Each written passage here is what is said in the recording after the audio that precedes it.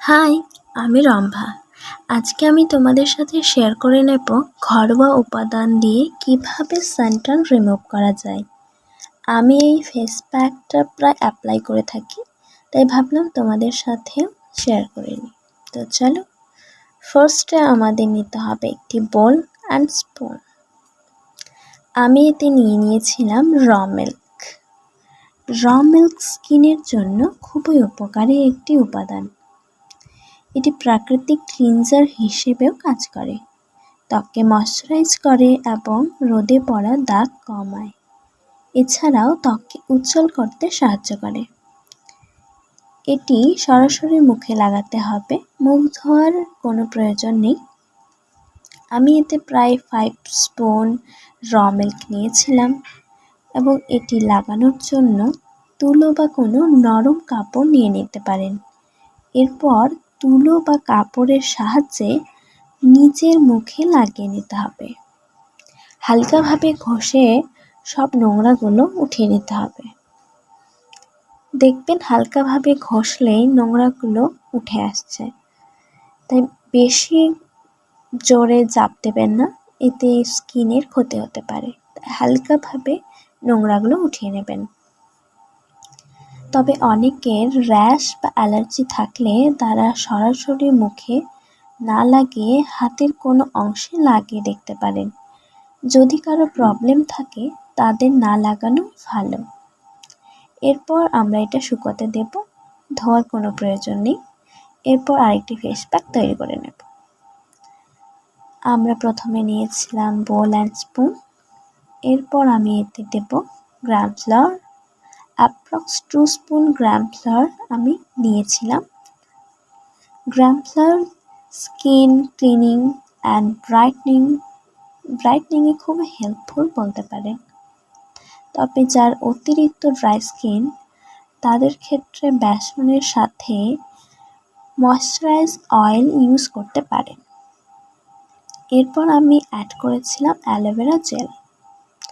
Aloe vera gel আমার প্রায় শেষ, তাই আমি হাত দিয়ে বের করে নিচ্ছিলাম। অ্যালোভেরা জেল রোদে পোড়া ত্বককে প্রশমিত করে ও নিরাময় করে এবং এটি ময়শ্চারাইজও করে। এরপর আমি অ্যাড করেছিলাম হানি। হানিতে থাকা অ্যান্টিব্যাকটেরিয়াল উপাদান ত্বককে ময়শ্চারাইজ করে এবং গ্লোয়িং করে তোলে। তবে অয়েলি স্কিনের জন্য হানিটা স্কিপ করাই ভালো। অয়েলি স্কিনের জন্য হানি ইউজ করলে ব্রণের সমস্যা দেখা দিতে পারে। এরপর আমি অ্যাড করেছিলাম টারমারিক পাউডার। টারমারিক পাউডারের মধ্যে আমি দিয়েছিলাম কস্তুরি হলদি। বাজারে কেনা যে হলুদ পাউডারগুলো বা হলুদ গুঁড়োগুলো পাওয়া যায় সেগুলোতে কালার মিক্স করা থাকে, তাই সেগুলো লাগানো থেকে বিরত থাকাই উচিত। এরপর আমি দিয়েছিলাম কার্ড বা টক দই। টক দইয়ে থাকা ল্যাকটিক অ্যাসিড ময়শ্চারাইজ করে এবং ত্বক উজ্জ্বল করে, ব্রণের সমস্যা কমায়। এছাড়াও ত্বককে নরম করে তোলে। রোদে পড়া ত্বকের জ্বালা পোড়াও কমাতে কার্ড খুব হেল্পফুল। তবে যাদের অয়েলি স্কিন তাদের ক্ষেত্রে কার্ড অতিরিক্ত ইউজ করলে আরও তৈলাক্ততা তৈরি হতে পারে, তাই দেখে শুনে ইউজ করা উচিত। তবে আমি বলবো যাদের অয়েলি স্কিন তাদের ক্ষেত্রে মুলতানি মিট্টি ইউজ করাই ভালো। তারা মুলতানি মিট্টির ফেস প্যাক তৈরি করে লাগাতে পারেন। তবে অনেকে লেবুর রস ফেস প্যাকে অ্যাড করেন। আমি বলবো লেবুর রসটা না লাগানোই ভালো, কারণ লেবুর রসে থাকা ভিটামিন সি রোদে যাওয়ার পর ত্বককে আরও সংবেদনশীল করে তোলে। এর ফলে ত্বকের লালচে ভাব বৃদ্ধি পেতে পারে, তাই লেবু না লাগানোই ভালো। তো চলো, আমি এখন দেখাবো স্কিনে কিভাবে লাগাতে হয়। পেস্টটা বেশি পাতলা করবেন না, একটু হালকাভাবে গাঢ় যেন থাকে সেরকমভাবে পেস্টটা তৈরি করবেন। হালকাভাবে মুখে লাগিয়ে নেবেন। লাগানোর পর এটি একটু ঘষে নেওয়ার পর ময়লাগুলো সব উঠে যাবে। লাগানোর 15-20 মিনিট পর ঠান্ডা জল দিয়ে ধুয়ে নিতে হবে। এরপর দেখবেন আপনার স্কিন কতটা গ্লো করছে।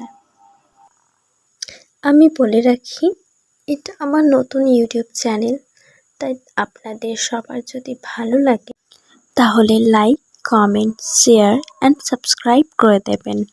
আরও বলে রাখি, ত্বকের যত্ন নেওয়ার জন্য শুধু ফেস প্যাক লাগালেই হবে না, তার সাথে অনেক পরিমাণে জল খেতে হবে এবং ভেজিটেবলস খেতে হবে।